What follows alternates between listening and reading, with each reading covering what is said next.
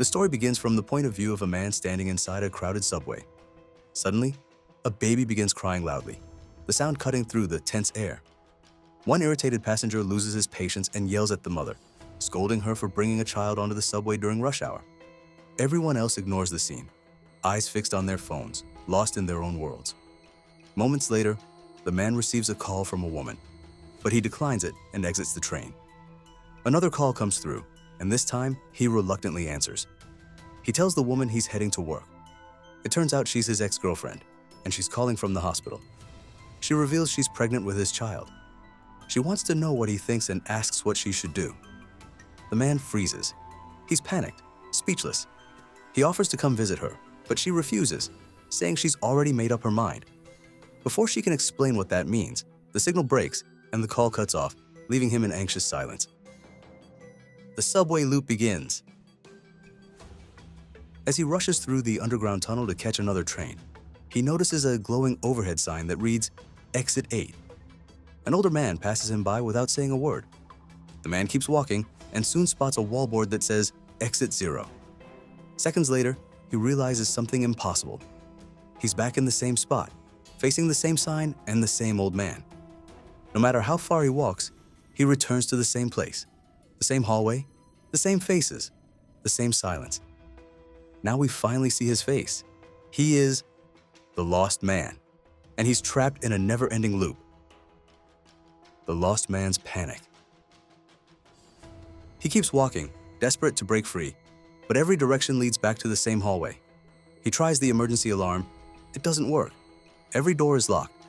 Then, suddenly, blood drips from the overhead sign. Terrified, he runs in the opposite direction, and when he looks again, the wallboard now reads, Exit 1.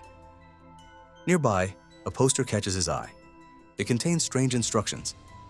If no abnormalities occur, leave through the exit and do not look back. If an abnormality occurs, immediately turn around and go the same way you came.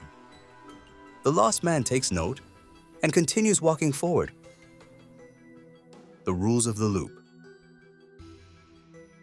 He soon returns to the central hall. The blood is gone. It was only an anomaly. The old man walks by again, silent as ever.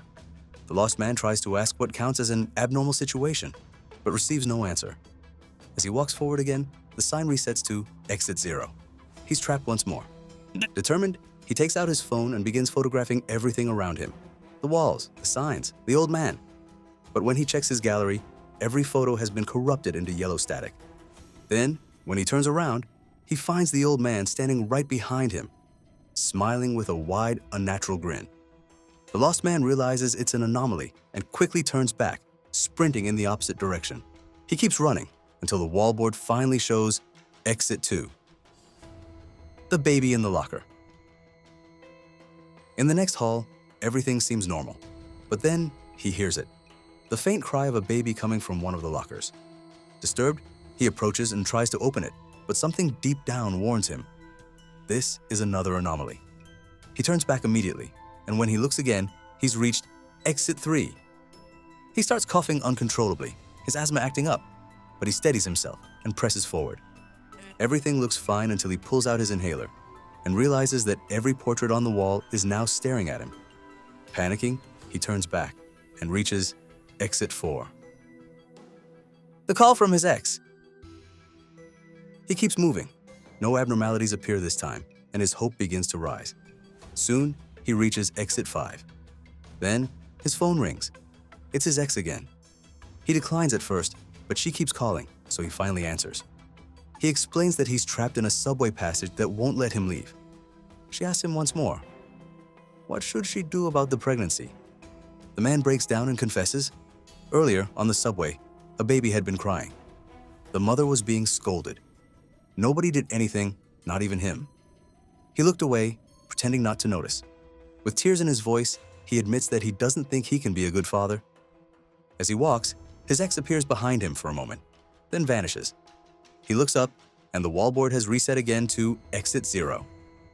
The call was never real, just another illusion, another anomaly. The yellow hallway. The hallway suddenly shifts, turning completely yellow. His asthma worsens. He collapses in exhaustion and despair, seemingly giving up. But after a moment, he gathers his strength, stands up, and turns back. When he looks again, exit 1.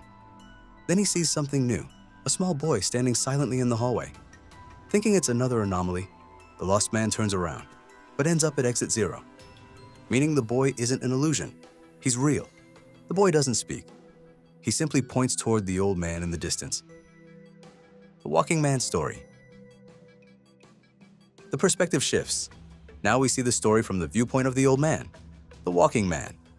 He too is trapped in the same endless loop.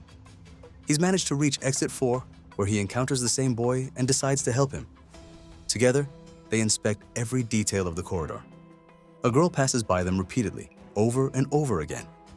Eventually, she approaches, saying she's lost and can't find the exit. She asks to join them. The walking man agrees. At first, everything seems fine, but soon, her behavior grows unsettling.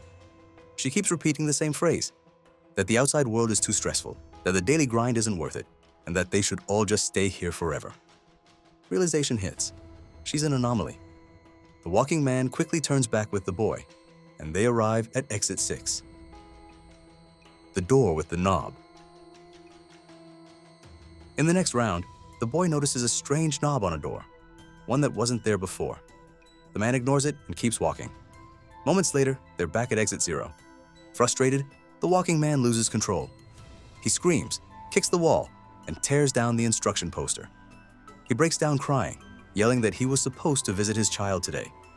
After calming down, he apologizes to the boy and decides to start again. Back in the central hall, they discover a staircase leading upward. The man believes it's the way out. The boy senses danger.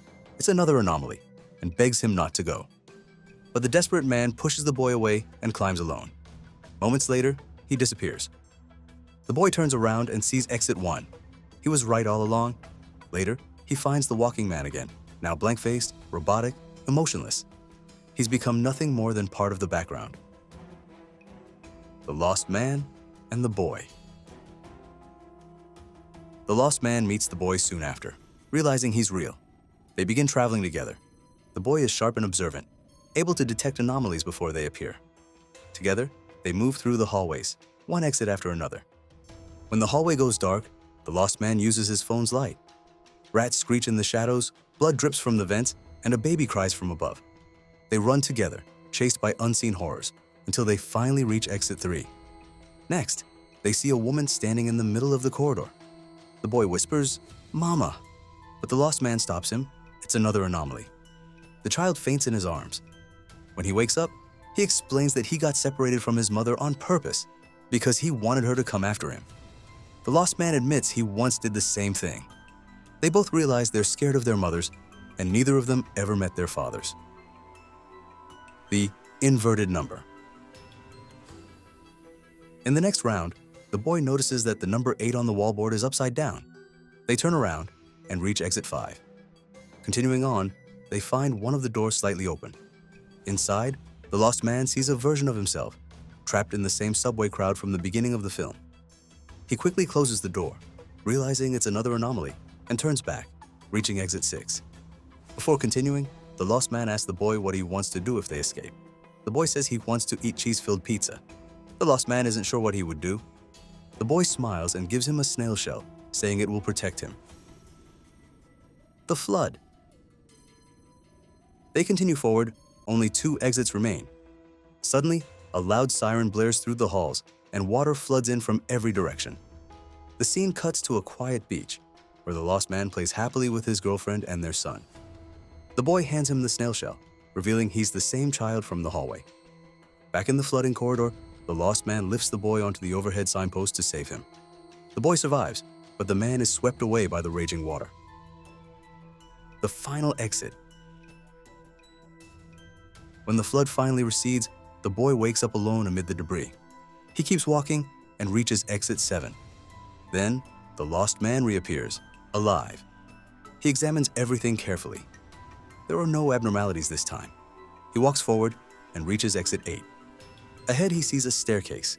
He climbs, stepping into a corridor filled with rushing commuters. His phone buzzes. The signal's back. He calls his ex-girlfriend, telling her he's on his way to meet her. It seems he's finally ready to accept his child. But then, something familiar happens. A baby starts crying. A man yells at the mother. Everyone else stares at their phones. The same scene, the same sounds, the same cycle. The lost man realizes the horrifying truth. He's still trapped. But this time, instead of ignoring it, he turns around and finally confronts the bully. And just like that, the movie ends.